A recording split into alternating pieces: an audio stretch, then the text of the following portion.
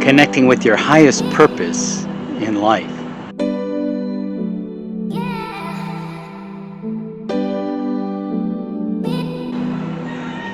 This is Philip Montrose. My wife and partner Jane Montrose and I help people step up, tap into the heart and soul with holistic coaching and healing. In this short video, I want to explore your highest path, your highest purpose.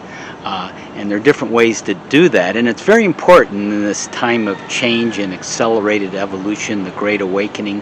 It's important to be your best, to learn how to be your best, what that means, because there's so much is possible for you if you do. If you do step up, embrace your highest path, your soul's highest purpose, more joy, love, and light can come into you and through you and out into the world. It's a wonderful thing to experience and to embrace, and you're probably already doing that, and that's why you're watching this video, and you can really accelerate that, which would be great for you and everyone concerned. There is an illusion of limitation, and by that I mean we've been programmed to believe things are much more limited and restricted than they really are. We have limited beliefs programmed into us, what is possible, when so much more is possible if we open our heart and open our mind, including our right intuitive brain and our left linear brain, then making sense of it all. Then we can start to dispel a lot of victimhood, a lot of restriction, a lot of lacks, a lot of going through the motions, getting caught up in momentums, hustles and bustles, autopilot. We can start to get free of that and explore and be creative and be the creators we truly are. One image is Joe and the Volcano, the movie with Tom Hanks. He was an office worker who was burnt out and depressed. He stumbled into his cubicle office with the flickering fluorescent lights, just sort of numbed and depressed and going through the motions. And we don't have to have that fate. We can choose our fate. We can epigenetically create our life and our future and our destiny and our higher purpose by choosing more joy and love and fulfillment, and share that and spread that to the world. The realization of your soul's highest purpose. One way to do that is to begin to connect with what you're thinking and feeling. Those are the tools your soul uses to navigate this world. So if you start to use better words connected with better beliefs, more open, inspiring beliefs, and higher emotions, optimism, joy, hope, love, connectedness. So if you start to do that, you can use words that will inspire you. And let me give you a few examples. Love, joy, aliveness, flow, ease, gratitude, fulfillment, playfulness, abundance. So those are some words to live by. When you hear them and maybe say them yourself, repeating them, you might feel inspired, uplifted, more alive, and you can live by that as you create a higher purpose and a higher awareness in your daily life. By contrast, consider these words: fear, frustration, stress, limitation, confusion, anxiety, anger, meanness, separation. Well, those are really words that repress our energy, in contrast to the other ones which uplift and raise our energy. So just be aware if a lot of that is circulating in your system. To be aware of it, start to look at different ways to uplift yourself and different opportunities. Navigating on the soul's journey into the unknown. One way to do this is to go into what Wallace Wattles called the creative plane, the expansive plane of pure potential where we open our hearts and mind. Often we're kind of stuck in what he called the competitive plane, the dog-eat-dog world, the world of competition and territoriality and repression and often inconsideration and meanness to other people, and not thinking of others, and kind of a selfish world, what I can get, often at the expense, the competition at the odds of other people.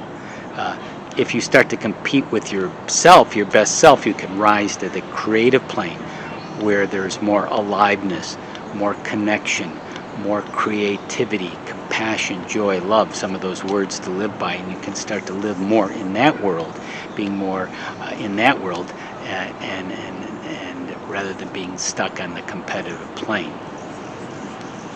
So I want to share briefly 4 resources to help you explore your soul's highest purpose, your highest path, how to do that. We explore, teach, share information on these 4 resources, which will boost your aliveness, being here now, gratitude, and living your best life.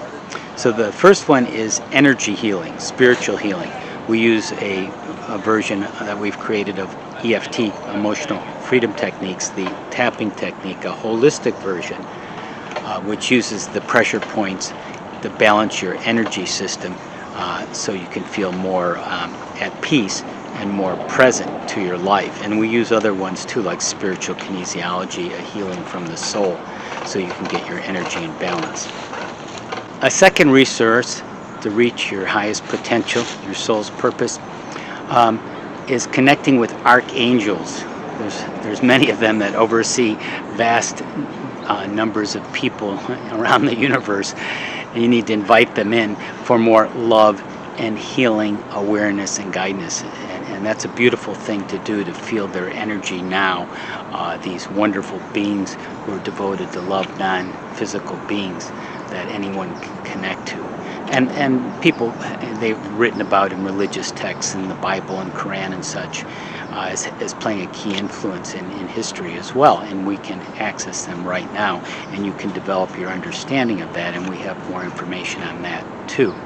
Using oracles, oracle cards, we use specific ones that connect with archangels, can be very helpful too. An oracle is a card, a deck of cards. The tarot deck is 72. They're different oracle decks, which open up your intuition. You use them for information and feedback. It helps you connect the dots, so to speak. So a card will suggest things that then, opening your heart and mind, can lead to different understandings to what's going on in your life and maybe your next step or your direction.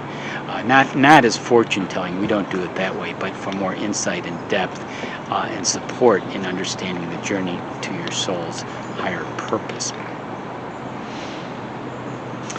And the fourth resource is the Akashic Records, the Hall of Records, the Book of Life as it's sometimes called, which 100 years ago Edgar Cayce, the famous sleeping prophet, accessed to read many people's past lives and conditions, and he became the father of holistic medicine by what he discovered remarkably.